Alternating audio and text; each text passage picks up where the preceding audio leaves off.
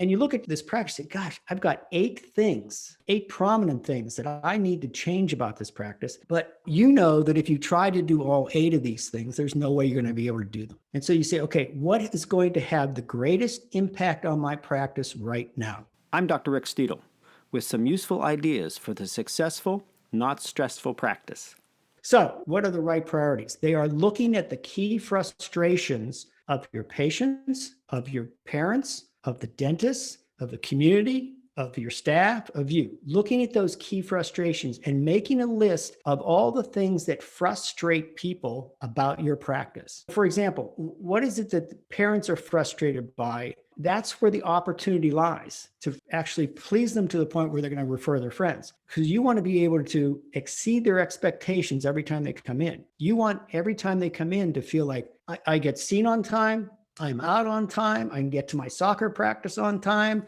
Man, you need to go to this practice. I've heard about other people going to other practices where they wait 30 minutes and get out an hour later. And that's where you develop raving fans. And the second thing you look at when you're looking at right priorities is you say, which one of these frustrations has the greatest impact right now? In other words, which frustration, if I just can get that solved in my new procedure or my new system, that it would make the greatest impact on my patients, my staff, or whatever. And that's the question you ask. So let's say you decided to pursue this way.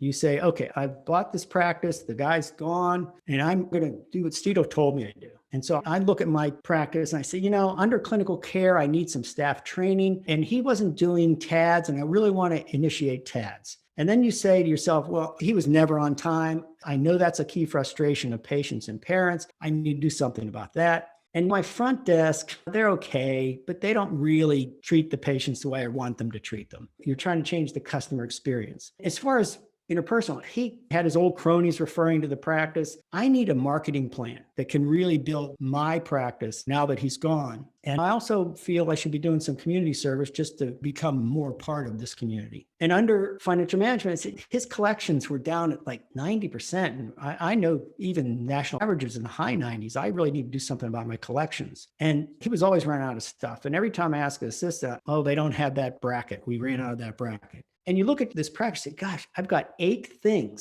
prominent things that I need to change about this practice. And you'll notice that I put them into their categories. So anytime that you want to do something or see something that needs to be changed, you need to say, okay, where does that fit? Is that a clinical care thing? Is that an interpersonal relationship? Is that a financial management thing? And you begin to bunch these things into these groups. But you know that if you try to do all 8 of these things, there's no way you're going to be able to do them. And so you say, okay, what is going to have the greatest impact on my practice right now? Which one of these frustrations is going to have the greatest impact? And you come down to say, well, 3 of them. On-time appointments. I really need to get on schedule. Man, I need to do a marketing plan. I'm new to this practice. And collections. I've got debts. I've got to pay for this practice. I need to get collections under because there's money out there that this practice is owed. I need to get in.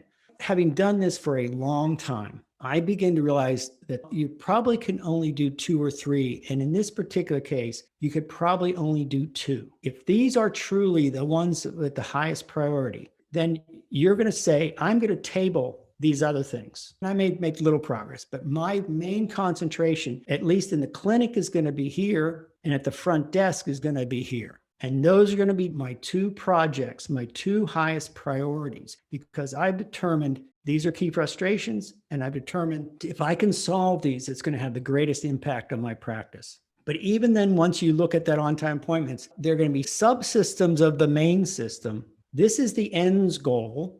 This is the means to the ends goal. So all these things are going to have to be solved. So then you look at this and you ask, what is the greatest priority of my greatest priority? And let's say it's staff clinical training. And you say, okay, I'm going to leave these alone. I need to get this thing first, and then I'm going to do this, and then I'm going to do this. And you just begin to pick them off one by one and get them complete to where eventually the total impact is to get your ends goal of on-time appointments. That's something for us that may have taken 2 years to accomplish because we attacked every one of these different subsystems and priorities to get to this ends goal, which is on-time appointments.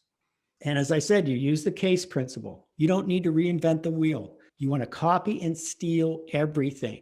somebody is already doing what you want to do and they're doing it well, go to their practice, call them on the phone, go to a continuing ed course, find what they're doing, steal it, bring it to your practice, tweak it for your special situation because everything's going to be a little different. And then you can begin to implement things very quickly. In this next video, you'll discover why what you've tried in the past to resolve your practice problems may not have worked, and the 5-step strategy that does work. So check it out.